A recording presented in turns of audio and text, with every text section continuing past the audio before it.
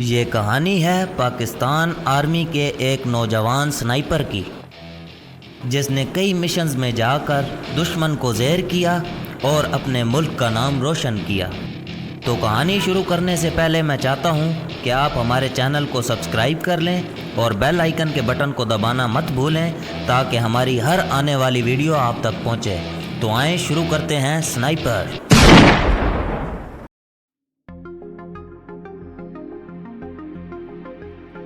میں نے حیرانی سے پوچھا، تو ابھی جانے کے حق میں کیوں دلال دے رہے تھے؟ بس آپ کو جانچنا تھا۔ شکر ہے کہ میں آپ کے معیار پر پورا اترا۔ استاد کا کام ہر پل شاگرد کو جانچتے رہنا ہوتا ہے۔ میں ہنسا۔ ویسے دوران ٹریننگ بھی آپ نے ہمیں کافی خوار کیا تھا۔ ہماری وہی سختی آج آپ کو ان حالات کا سامنا کرنے کا حوصلہ دیے ہوئے ہے۔ میں نے کہا، صحیح کہا سر، مگر استاد صادق نے جواب دینا ضروری نہیں سمجھا۔ منصوبہ طے ہو گیا تھا، بس عمل کرنا باقی تھا۔ پیاس کی وجہ سے کچھ کھانے کو جی نہیں چاہ رہا تھا۔ شام کے وقت میں نے ایک بار پھر دشمن کی باتیں سنی۔ انہیں اکٹھے ہونے کا حکم دیا جا رہا تھا۔ میں رات کو کوشش کے باوجود بہت تھوڑی نیند لے سکا تھا۔ پیاس کی زیادتی اور پھر آنے والے لمحات کے خیال نے مجھے بے چین رکھا تھا۔ 3:15 بجے کے قریب مجھے استاد صادق نے آواز دی، ذیشان۔ میں تیار ہوں سر، میں چابک دستی سے بولا اور درخت سے نیچے اتر گیا۔ اس سے پہلے میں اطراف کا جائزہ لینا نہیں بھولا تھا۔ گو ہم نے کل سے کچھ نہیں کھایا تھا، کیونکہ پانی کی غیر موجودگی میں خشک بسکٹ کھانا پیاس کو بڑھانے کا موجب بنتا ہے، اور درختوں کے پتے اس لیے نہیں چبائے تھے کہ ابھی تک ہماری پیاس برداشت سے باہر نہیں ہوئی تھی۔ پھر بھی تھوڑی بہت حاجت محسوس ہو رہی تھی۔ فریش ہونے کے بعد میں جانے کے لیے تیار تھا۔ استاد صادق نے میری جانب میرا سمال پیک بڑھاتے ہوئے کہا، میں نے اپنی واٹر بوتل بھی تمہارے پیک میں ڈال دی ہے تاکہ زیادہ پانی لا سکو۔ ٹھیک ہے سر، میں نے اس بات میں سر ہلایا۔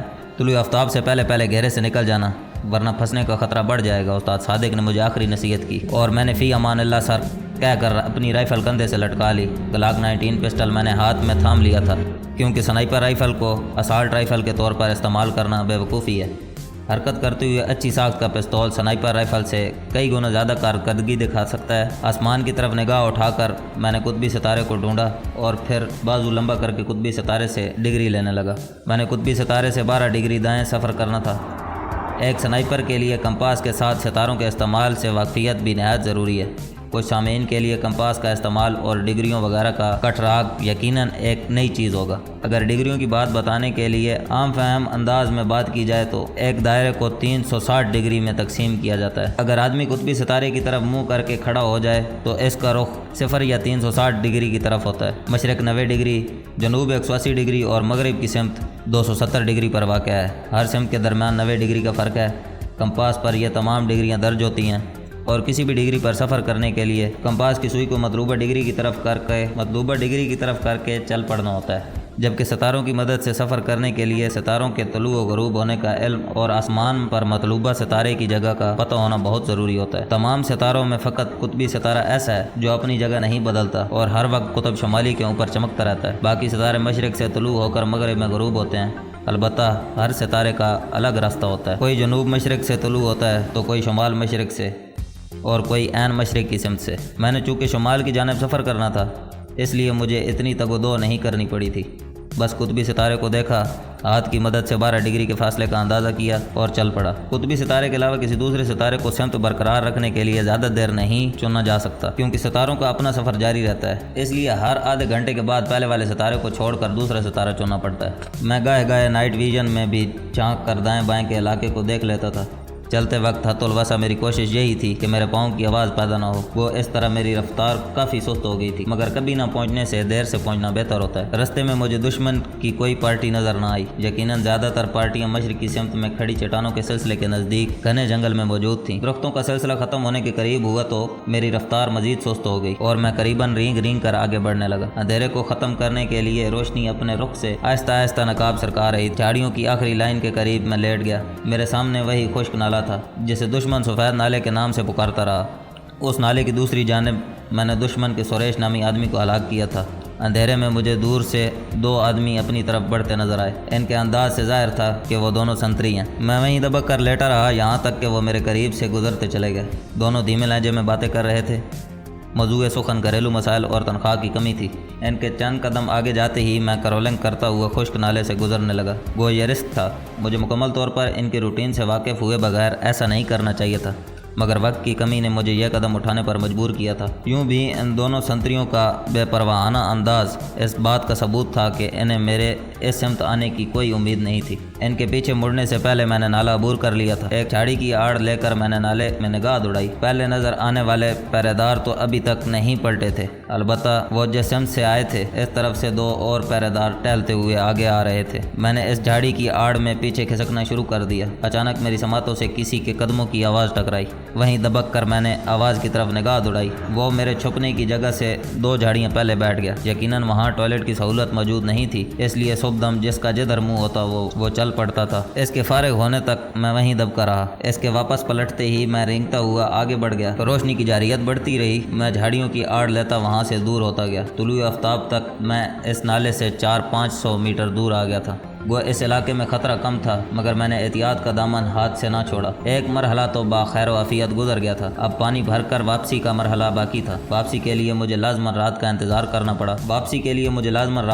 کرنا پڑتا۔ مجھے استاد صادق کا خیال آیا۔ میں نے سوچا استاد صادق کو آج کا دن بھی پیاسا گزارنا پڑے گا۔ اب میں جھکے انداز میں چل رہا تھا۔ نالے سے چشمے کا فاصلہ قریباً 3 کلومیٹر تھا۔ میں آدھے کلومیٹر کا فاصلہ طے کر چکا تھا اور اب گویا 1.5 کلومیٹر کا فاصلہ باقی تھا، لیکن یہ تمام رستہ مکمل چڑھائی پر مشتمل تھا، اس لیے قدرتی طور پر میری رفتار سست رہی۔ میں مزید 100 میٹر آگے گیا ہوں گا کہ اچانک میرے کانوں میں تیز فائرنگ کی آواز گونجی۔ میں چونک کر پلٹا اور ایک ابری ہوئی چٹان کی آڑ میں پیچھے کی جانب نظریں دوڑانے لگا۔ شاید میں دیکھ لیا گیا ہوں، میرے ذہن میں سب سے پہلے یہی سوچ ابری، مگر پھر میں نے نفی میں سر ہلا کر اس سوچ کو دور چٹکا۔ اگر میں نظر آ گیا ہوتا تو گولیوں کا رخ میری جانب ہوتا۔ میں نے دوربین آنکھوں سے لگا کر منظر کو مزید قریب کیا اور یہ دیکھ کر میرا خون خشک ہونے لگا کہ گھیرے میں موجود تمام آدمی اپنے اپنے ہتھیار لے جنگل کے اندر کی طرف بھاگے جا رہے تھے۔ اچانک مجھے واقی ٹاکی کا خیال آیا۔ میں نے جلدی سے آن کیا۔ کوئی شخص چیخ کر اپنے ہلاک ہونے والے 2 آدمیوں کی رپورٹ دے رہا تھا، جنہیں کسی سنائپر کی گولی نے لقمۂ اجل بنایا۔ انہیں محتاط رہنے کا مشورہ دے کر کنٹرول تمام پارٹیوں کو اسی سمت اکٹھا ہونے کا حکم دے رہا تھا۔ استاد صادق، میں آپ کو ایسا نہیں کرنے دوں گا۔ میں نے خود کلامی کرتے ہوئے اپنی رائفل کندھے سے اتار کر ہاتھ میں تھامی اور ٹیلیسکوپ سائٹ کے کور اتار کر شستر لینے لگا۔ دشمن کی نالے کے اطراف میں موجود سپاہ میری رینج میں تھی۔ ایک بندے کے سر کا نشانہ لے کر میں نے بغیر کسی جھجک کے ٹریگر پریس کر دیا۔ ٹرنچ کی آواز نے مجھے بوکھلا دیا تھا۔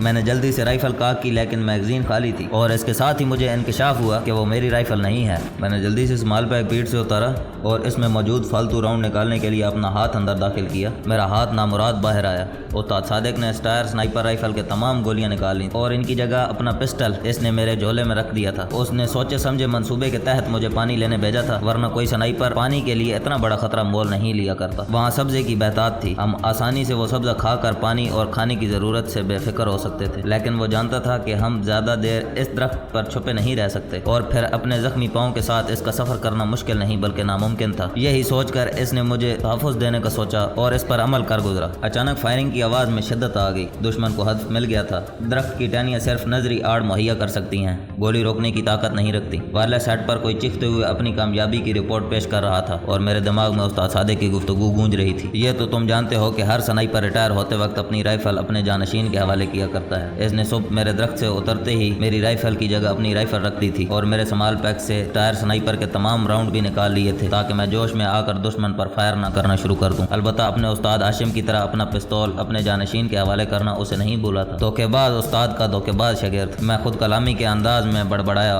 اور میری آنکھیں بھیگتی چلی گئیں۔ میں کافی دیر وہیں لیٹا دشمن کی چہل پہل دیکھتا رہا۔ استاد صادق کی شہادت کے بعد وہ کچھ بے فکر سے ہو گئے تھے۔ ان کی باتیں سن کر پتہ چلا تھا کہ استاد صادق کو شہید کرنے والے ان کے کمانڈوز پلاٹون کے جوان تھے، لیکن اس سے پہلے ان کے 5 آدمیوں کو استاد صادق نشانہ بنانے میں کامیاب رہا تھا، جس میں سے 4 آدمی ہلاک ہو چکے تھے جبکہ گولی 5ویں آدمی کے سر سے رگڑ کھاتی ہوئی نکل گئی تھی۔ مزید کچھ دیر وہیں پڑا رہنے کے بعد میں دوبارہ چل پڑا۔ اگر استاد صادق نے میرے پاس سنائپر رائفل کی گولیاں رہنے دی ہوتی تو شاید میں کئی کو نشانہ بنا چکا ہوتا، مگر اب پسٹل سے تو سنائپنگ نہیں کی جا سکتی تھی۔ وہ اس طرح میرے بچ جانے کے امکانات 0% بھی نہ رہتے، مگر جذباتی کیفیت میں مبتلا ہونے کے بعد فائدے نقصان کا ہوش کس کو رہتا ہے۔ چشمے تک میں بغیر کسی مدبھیڑ ہوئے پہنچ گیا تھا۔ خوب سیر ہو کر پانی پینے کے بعد میں نے دونوں واٹر بوتلیں بھر کر سمال پیک میں رکھ لی اور پھر وہاں سے فرلانگ بھر کے فاصلے پر موجود جھاڑیوں کے ایک جھنڈ کی طرف بڑھ گیا۔ میرا ارادہ وہیں رات گزارنے کا تھا کیونکہ آج کے دن ہماری تلاش میں سرگردن گروپس نے واپس اپنی اپنی جگہ پہنچ جانا تھا۔ ان کی نقل و حرکت کے دوران میرا ایک جگہ رکے رہنا بہتر تھا کیونکہ کسی بھی پارٹی سے اتفاقی مدبھیڑ ایک نیا محاذ کھول دیتی۔ جھاڑیاں کافی گھنی تھیں، وہاں سے چشمے کی جگہ صرف نظر آ رہی تھی۔ دن ڈھلنے کو تھا۔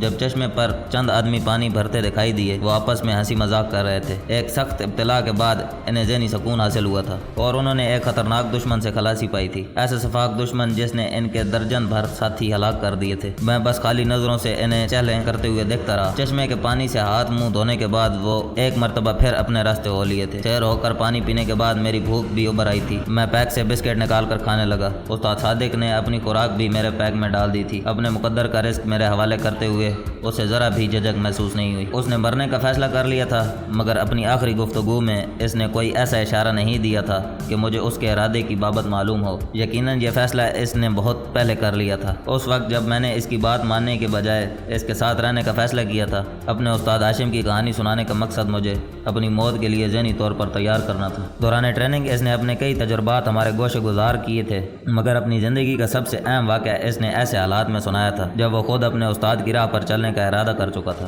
وہ رات میں نے انہی جھاڑیوں میں استاد صادق کی یادوں سے لڑتے گزاری۔ صبح صادق کے قریب میں وہاں سے نکلا اور چشمے کی طرف بڑھ گیا۔ کیا پتہ راستے میں پانی ملنا بھی تھا یا نہیں۔ میں نے واٹر بوتل میں رات کے وقت ہونے والی کمی کو پورا کیا اور اپنے راستے ہو لیا۔ چلتے وقت میں نے واکی ٹاکی سیٹ بھی آن کر لیا مگر پہلے والی فریکوینسی پر خاموشی چھائی ہوئی۔ فریکوینسی بدل کر بھی میں نے سن لینے کی کوشش کی مگر کوئی ایسی بات سننے میں ناکام رہا جو مجھے احتیاط پر مجبور کر سکے۔ ایک دو جگہ پر روزمرہ کی عام گفتگو سنائی دی۔ 2-3 پوسٹوں سے لالی سیکٹر بیس کو صبح کے سب اچھا کی رپورٹ دی جا رہی تھی۔ واپسی کے لیے میں نے پہلے والا راستہ استعمال نہیں کرنا تھا۔ لالی سیکٹر کی بیس کے نیچے پہنچ کر میں جنوب کی سمت میں سیدھا نکلتا چلا گیا۔ نالا عبور کر کے جنگل میں گھسنے کی کوشش میں نے نہیں کی تھی۔ سورج کے طلوع ہونے تک میں لالی سیکٹر بیس سے قریباً 2 کلومیٹر آگے نکل گیا تھا۔ روشنی ہونے کے ساتھ میری رفتار آہستہ ہو گئی تھی۔ میں پوری طرح کیموفلاج تھا۔ گیلی سوٹ نے مجھے جھاڑیوں کا حصہ بنایا ہوا تھا۔ آگے جا کر نالا تنگ ہو گیا۔ میری دائیں جانب پہاڑی سلسلہ تھا جبکہ بائیں طرف جنگل تھا اور درختوں کے اختتام پر سیدھی کھڑی چٹانوں کا سلسلہ پھیلا ہوا تھا۔ دائیں جانب درختوں کی تعداد بتدریج کم ہوتی جا رہی تھی۔ میں نالا عبور کر کے جنگل میں گھس گیا۔ آگے جا کر نالا غربی جانب مڑ رہا تھا۔ اس نالے میں بس اکا دکا درخت تھے اور وہی میری واپسی کا راستہ بھی تھا۔ دوربین نکال کر میں نے دور و نزدیک کا بغور جائزہ لیا مگر کسی قسم کی حرکت نظر نہ آئی۔ نقشہ کھول کر میں نے ایک بار پھر دشمن کے مورچوں کی جگہ کو بغور دیکھا۔ اس نالے میں آگے جا کر دشمن کی ایک پوسٹ تھی جس کا نام صدرتی پوسٹ تھا۔ وہاں پر ان کے 15 سے 20 آدمی موجود رہتے تھے۔ مذکورہ پوسٹ سے دائیں اور بائیں جانب 3-4 کلومیٹر کے وقفے پر 2 اور پوسٹیں تھیں۔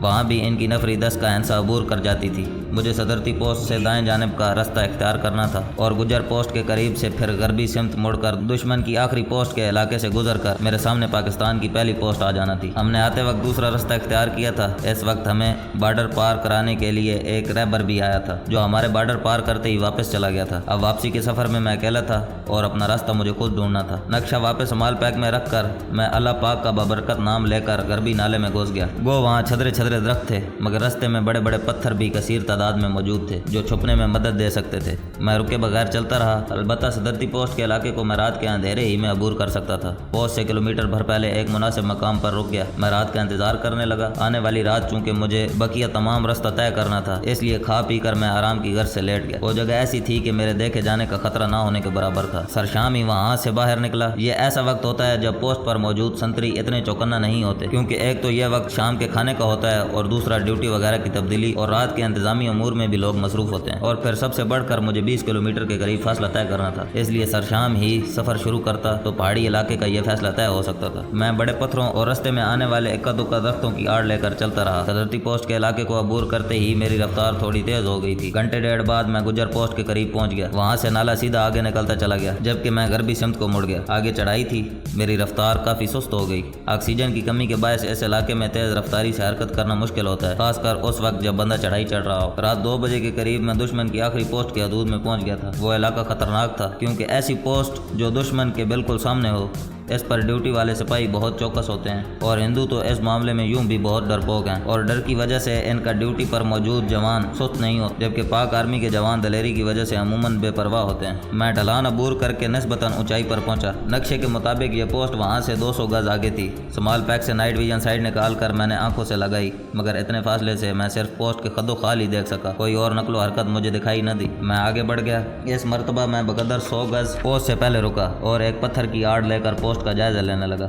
پاکستان کی طرف سے وہ پوسٹ ڈھلان کی آڑ میں بنائی گئی تھی اور رہائشی علاقے کو پاکستان کی طرف سے دیکھا جانا ممکن نہیں تھا۔ البتہ سنتریوں کی دیدبانی کے لیے جو 2 مورچے بنائے گئے تھے وہ بخوبی دیکھے جا سکتے تھے۔ نائٹ سائٹ سے میں نے ارد گرد کے علاقے کا جائزہ لیا۔ پوسٹ کے علاقے کو عبور کرنے کے بعد ایک نالہ شروع ہو رہا تھا، مگر اس نالے میں سفر کرنا اس لیے بھی رسکی تھا کہ ایسے رستوں پر دشمن نے بارودی سرنگیں لگائی ہوتی ہیں۔ وہ ضروری نہیں ہوتا کہ ہر آدمی کا قدم بارودی سرنگ پر پڑے، لیکن ایسی جگہوں پر خطرہ مول لینا بھی بڑے دل گردے کا کام ہوتا ہے۔ ہمیشہ کی معذوری کون گوارا کر سکتا ہے، بلکہ بعض اوقات تو بارودی سرنگ انسان کی جان بھی لے لیتی ہے۔ ایک بار میری آنکھوں کے سامنے ہمارا ایک ساتھی شہید ہوا تھا۔ وہ بیچارہ غلطی سے اپنی فوج کے لگائے ہوئے بارودی کتے میں گھس گیا تھا اور اس کی بدقسمتی کہ جیسے ہی اس کے پاؤں کے نیچے بارودی سرنگ پھٹی وہ اچھل کر پیچھے گرا اور اگلی بارودی سرنگ عین اس جگہ پھٹی جہاں اس کا سر زور سے زمین سے ٹکرایا تھا۔